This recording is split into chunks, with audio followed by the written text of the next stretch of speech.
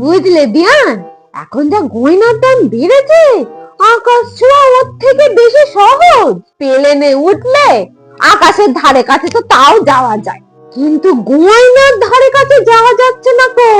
এখন মনে হচ্ছে 2012 সালে ছেলের বিয়ে দিলে ভালো করতাম, বৌমাকে সুন্দর করে গয়না পরাতে পারতুম।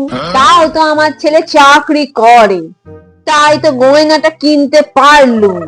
অন্য সবাই তো এসব কি কাঁসা পিতল, তারপর সিটি গোল্ড এইসব দেয়, কিন্তু আমার পরিবারের একটা মান সম্মান আছে, বুঝলে? আমরা বধূবরা এই গয়না ছাড়া কোনোদিনও করি না। যাই হোক, আচ্ছা মেয়ে কোথায়? মেয়েকে নিয়ে এসো, এই গয়না দিয়ে মেয়েকে সাজিয়ে আশীর্বাদ করে তবে বাড়ি যাব।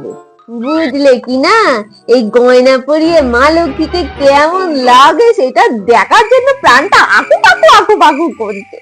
সে নয় মেয়েকে নিয়ে আসছি, আগে গয়নাটা দেখি। ও, গয়না দেখবে? তো দেখো, গয়না তো দেখারই জিনিস।